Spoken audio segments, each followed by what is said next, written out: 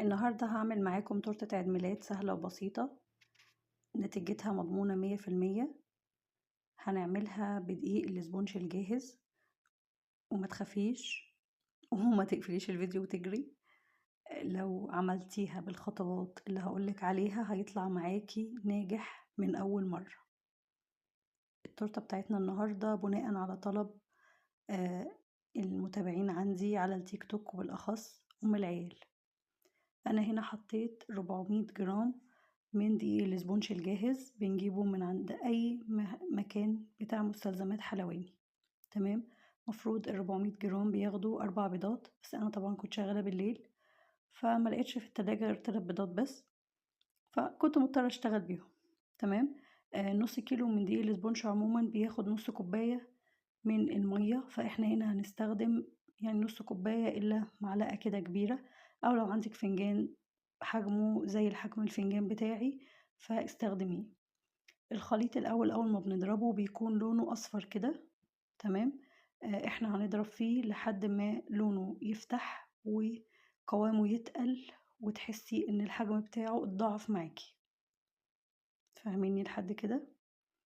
دي الاسبونج اللي انا مستخدماه ده من شركة كواليتي تارجت. تمام. تقدروا كمان احسن حاجة تستخدموها، وطبعا حلو جدا جدا. وانا بستخدم برضو جولدن باك. هنضربه من 5 دقايق ل7 دقايق لحد ما يوصل ان لونه يفتح معانا زي ما قلتلكوا، والقوام بتاعه يتقل والحجم هيزيد. تمام. زي ما انتوا شايفين كده البولة بتاعتنا اتملت. الفرن بتاعنا شغال على درجة حرارة 180 واحنا شغالين في الكيك. انا استخدمت صينية قطر 20 عالي. لو انت هتستخدمي لو عندك 20 واطي فنعملها على صينيتين. تمام، عشان تطلع مظبوطة معانا.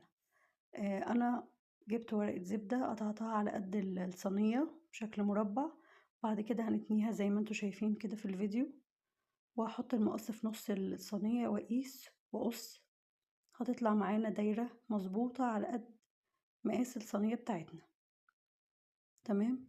لو محتاجين تعملوا كيك اكبر او اصغر فاكتبولي في الكومنتات، وانا هقولكوا تستخدموا قد ايه من الاسبونج والكريمة.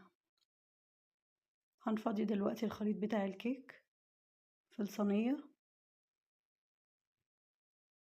ونسويها كويس.